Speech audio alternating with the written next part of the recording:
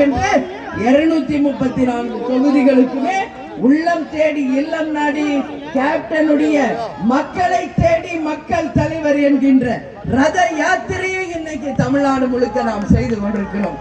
செல்லும் இடமெல்லாம் மக்களுடைய பேராதரவோடு நமது ரதம் மாபெரும் ஒரு வெற்றி பயணமாக அமைந்து கொண்டிருக்கிறது. எனவே நாளைக்கு நம்மளுடைய 21வது வருஷம் மணப்பாறையில தலைவர் பிறந்த நாளை முன்னிட்டு 73 அடியில கொடி ஏத்துறோம். ஈவினிங் மாபெரும் ஒரு பொதுக்கூட்டம் இருக்கு. நீங்க எல்லாம் முடிஞ்சா மணப்பாறை பொதுக்கூட்டத்திற்கு வந்து கலந்து கொள்ள வேண்டும் என்று உங்கள் அனைவரையும் பார்த்து நான் கேட்டுக்கொள்கிறேன்.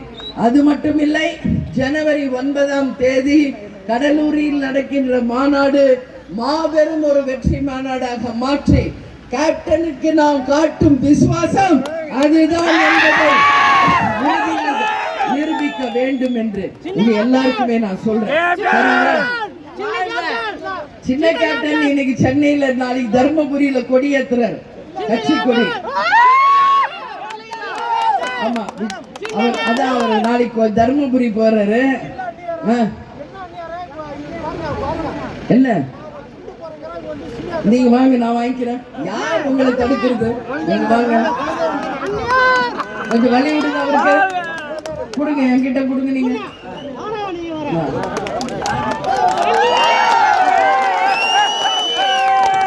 நான் இங்கிருந்து போற வரைக்கும் உங்க துண்டு என் கழுத்துல தான் இருக்கு. சந்தோஷமா? சந்தோஷம். ஏன்னா அவங்க எல்லாம் என்ன, அந்த அன்புக்கு கட்டுப்பட்டவர். அந்த அன்புக்கு நான் தலை வணங்குகிறேன். வேற என்ன காசு பணம் என்ன, அந்த அன்பு.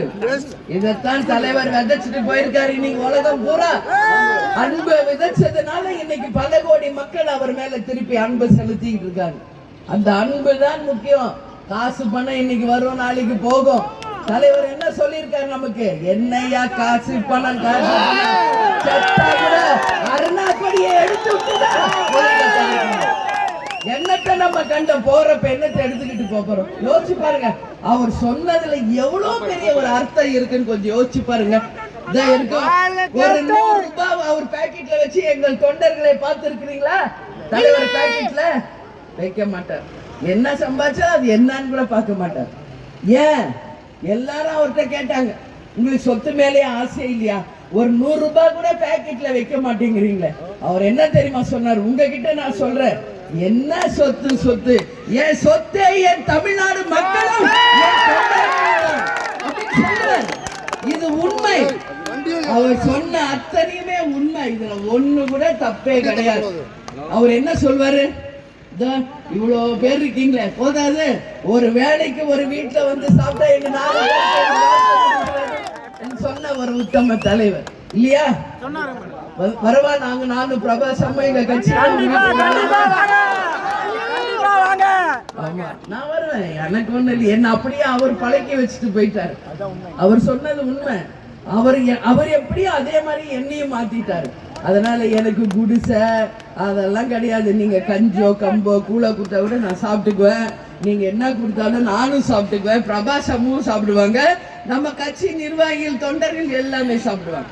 அங்க அந்த உணவு முக்கியம் இல்லை, அந்த அன்பு தான் முக்கியம். அந்த அன்பு முக்கியம். கண்ணனுக்கு குசேலர் என்னத்தை கொண்டு போய் கொடுத்தாரு? ஒரு கைப்பிடி அவுல் உப்புமா தான் கொடுத்தாரு. அவுல் எவ்வளவு விரும்பி கண்ணன் சாப்பிட்டாரு. உலகமே அவருக்கு படையல் வச்சு கும்பிடும் போது தன்னுடைய உண்மையான பக்தர் கொண்டு வந்து அவுல் கொடுத்தாருன்னு கிருஷ்ண பரமாத்மா அதை சாப்பிட்டதா ஒரு வரலாறு இருக்கு. அதுதான் நம்ம கேப்டன். நம்ம கேப்டன் தன் உண்மை தொண்டரை அவ்வளவு நேசிச்சார் கேப்டன். அதனால நான் சொல்றேன், நீங்க போட்ட இந்த துண்டு நிச்சயம் நான் வீட்டுக்கு எடுத்துட்டு போய் தலைவர்கிட்ட வைக்கிறேன். ஏன்னா இது சாதாரண இல்லை. அந்த அன்பு என்ன பக்கத்துல விட விட மாட்டேன்றாங்கன்னாரு. அதெல்லாம் இல்லை. உங்களுக்கு இல்லாத உரிமை யாருக்கு இருக்கு? சரிங்களா? அதனால உங்க எல்லாரையும் பார்த்ததுல மகிழ்ச்சி. நாளைக்கு நம்மளுடைய கட்சி நாள். நீங்க எல்லாரும் சிறப்பா கொண்டாடுங்க. உங்களால முடிஞ்ச உதவிகளை தலைவர் நமக்கு சொல்லி கொடுத்த மாதிரி செய்யுங்க. இயன்றதை செய்வோம், இல்லாதவர்க்கே என்று சொல்லி இருக்காரு. அதனால எல்லார்ட்டையும் நான் கேட்டுக்கிறது என்னன்னா, தலைவர் வழியில் நடப்போம். நிச்சயமாக 2026 ஒரு சாதனை படைப்போம். இந்த நல்ல ஆட்சியை தமிழ்நாட்டில் கொண்டு வந்து அவர் கனவு லட்சியத்தை வென்றெடுப்போம் என்று உங்கள் அனைவரிடமும் இந்த முசிறியில நான் பேசுறேன். சந்தோஷமா?